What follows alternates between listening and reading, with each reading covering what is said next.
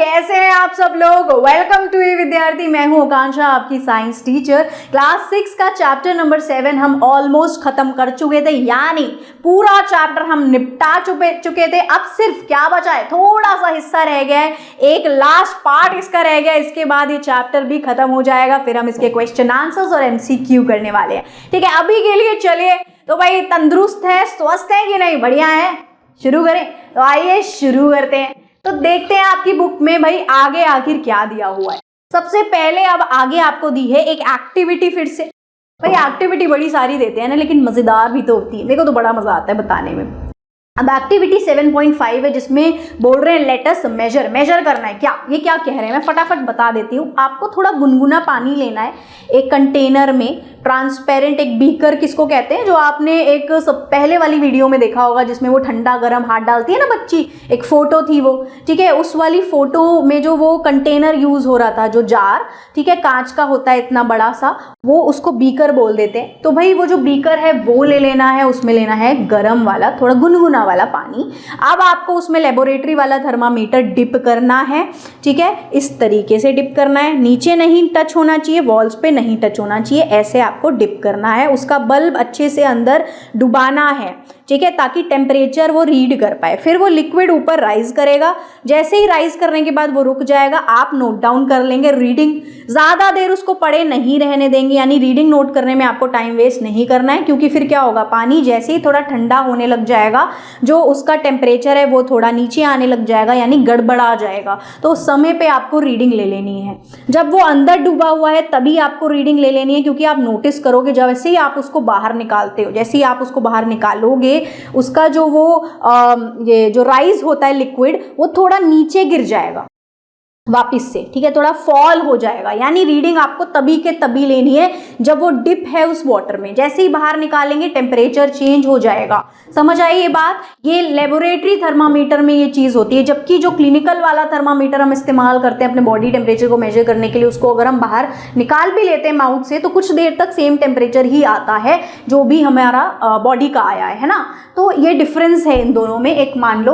इसके बाद अब देखो, यही सवाल इस बच्ची के मन में आता है कि क्या लेबोरेटरी का थर्मामीटर हम अपने बॉडी के टेम्परेचर को मेजर करने के लिए इस्तेमाल नहीं कर सकते? तो भैया नहीं कर सकते, गड़बड़ हो जाएगी, बड़ा कॉम्प्लिकेटेड हो जाएगा, है ना, बड़ी परेशानी और उलझन हो जाएगी। तो ये कोई समझदारी वाला डिसीजन नहीं होगा। क्यों? क्योंकि ऐसे ही आप उसको माउथ में रखोगे। अब देखोगे कैसे, ट्रांसपेरेंट है वो तो आपको लिक्विड देखना है बड़ी गौर से, है ना, गड़बड़ समझ ही नहीं आएगा ऐसे। तो जब जैसे ही बाहर निकालोगे वो तो नीचे गिर जाएगा, यानी करेक्ट टेम्परेचर आपको बता ही नहीं पाएगा। तो यानी ये जो आइडिया है एकदम फ्लॉप है, बेकार है। तो यानी उसको मेजर, उससे जो है लेबोरेटरी थर्मामीटर से ह्यूमन बॉडी का टेम्परेचर मेजर नहीं कर सकते और ना ही करना चाहिए। ठीक है, क्योंकि एक्यूरेट नहीं आएगा।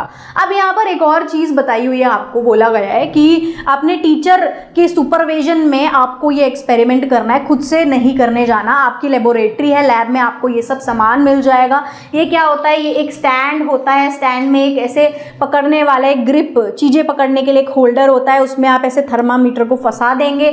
थर्मामीटर को फंसाने का फ़ायदा ये होता है कि जो नीचे आप बीकर लगाएंगे, जो ये कंटेनर लगाएंगे, इसकी वॉल से ये थर्मामीटर ना तो टच होगा, ना ही साइडों वॉल से, ना ही नीचे वाले बेस से ये टच होगा। आपको इस तरीके से मतलब उसको अटकाना है कुछ। ठीक है, उसके बाद इधर आपको लेना है आइस वाला ठंडा पानी, या फिर क्रश्ड आइस आपको लेनी है। ठीक है, क्रश्ड आइस एकदम चूरेदार वाली जो बर्फ होती है वो लेनी है आपको, चूरा करके। यहाँ आपको एक बर्नर, ये भी लैब में ही मिलता है, बर्नर होता है, इसके ऊपर पानी रख देना है। बॉइल्ड वाटर ये है। ठीक है, बॉइल्ड वाटर पे भी सेम थर्मामीटर लगाएंगे। करना क्या है, रीडिंग मेजर करनी है, सिंपल सी चीज़ है।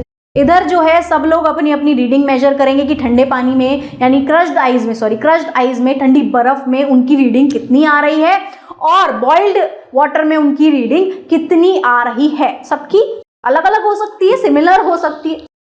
अब देखो यहाँ पर क्या चीज़ ये बोल रहे हैं, आप नोटिस करेंगे एक चीज़, जब पानी बॉईल हो रहा है, बॉईल होना चालू हो गया, मान लो 100 पे आ गया या 98 पे आ गया है, वैसे 100 मान लो, 100 पे आ गया है।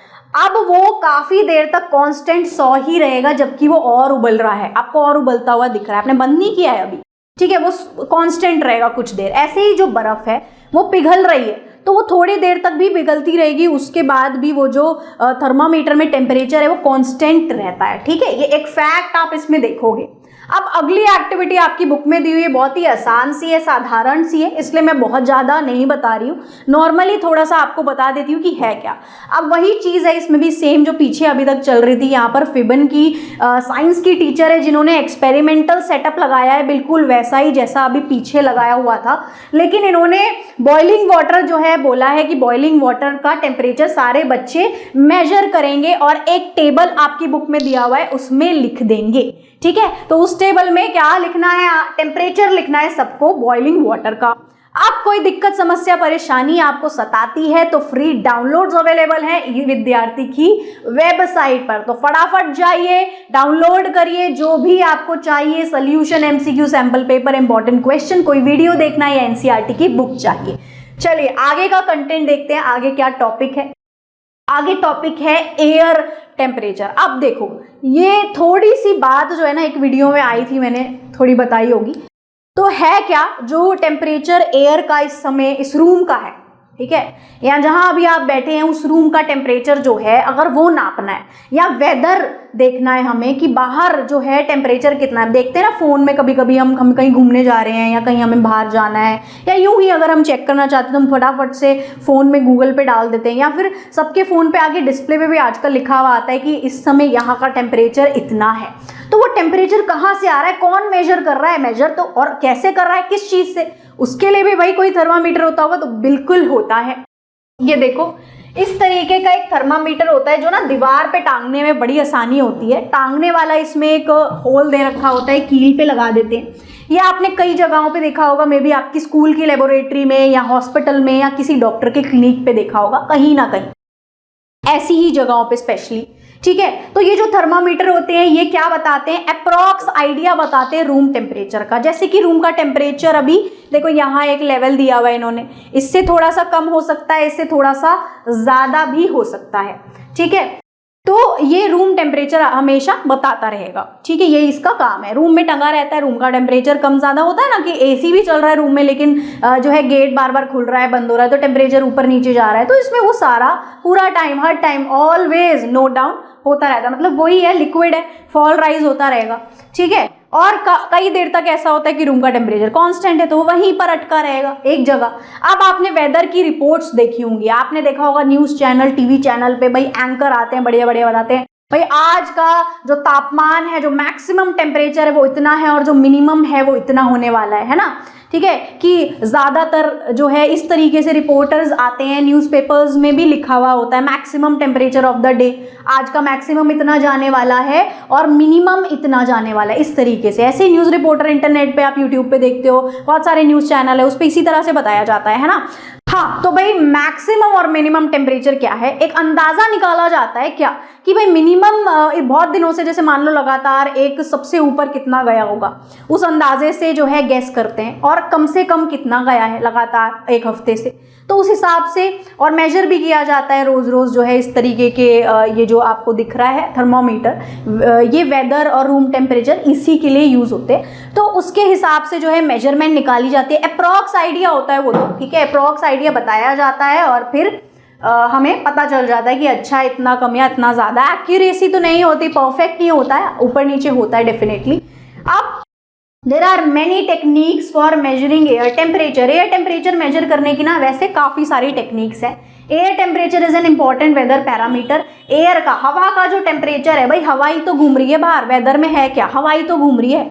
ठीक है, तो उसका टेम्परेचर एक इंपॉर्टेंट चीज होती है वेदर के पैरामीटर में, and is monitored at weather stations. कहाँ पर ये चीजें होती हैं, कौन देख रहा है, ये वेदर स्टेशंस होते हैं पूरे वर्ल्ड में, अलग अलग जगह पर, जो इसी चीज पर बैठकर जो है कॉम्प्लिकेटेड बड़ी सी उनकी लेबोरेटरी, बड़ा सा स्टेशन होता है, वहाँ वेदर के ऊपर काफ़ी सारी अलग अलग टेक्निक्स लगा के जो है एयर का टेम्परेचर मेजर किया जाता है और बताया जाता है, पता निकाला जाता है कि जी वेदर क्या होने वाला है।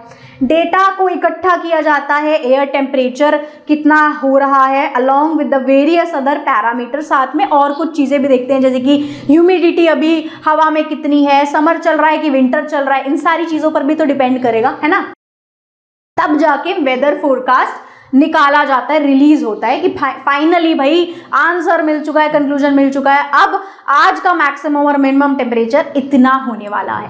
अब एक्टिविटी 7.7 भी बहुत ही आसान साधारण सी है, ये भी आप फटाफट से खुद पढ़ के समझ लोगे, फिर भी मैं आपको बता देती हूँ। रीड और listen to the weather reports for a place. आपको क्या करना है, आपको 10 दिन तक लगातार अपने एरिया की या तो पढ़नी है या सुननी है या देखनी है, जो चाहो, ठीक है। 10 दिन लगातार रोज वेदर की जो रिपोर्ट्स हैं वो नोट डाउन करनी है, और एक जो बॉक्स आपकी बुक में 7.3 टेबल जो दिया हुआ है उसमें आपको एक साइड मिनिमम दिया होगा, एक साइड मैक्सिमम दिया होगा कि maximum temperature of the day, minimum temperature of the day, उसमें आप रोज 10 दिन तक लगातार लिख देंगे। 31, 32 जो भी आपको आ रहा होगा, मैक्सिमम मिनिमम में आ रहा होगा, जैसे 25 और 24, 23, इस तरीके से आप लिखते जाएंगे रोज के रोज, ठीक है। इस तरीके का एक डेटा आपको इकट्ठा करना है, यही बस ये एक्टिविटी है, और कुछ इसमें है नहीं, ठीक है। सो फिलहाल के लिए ये चैप्टर यहाँ पर इसी के साथ समाप्त हो चुका है। सब हम इसमें पढ़ चुके हैं, सब कवर हो गया। आई होप आपको सब बहुत अच्छे से समझ आया होगा। सो अभी के लिए बाय बाय स्टूडेंट्स, फिर मिलेंगे अगली वीडियो में क्वेश्चन आंसर्स के साथ। चलिए।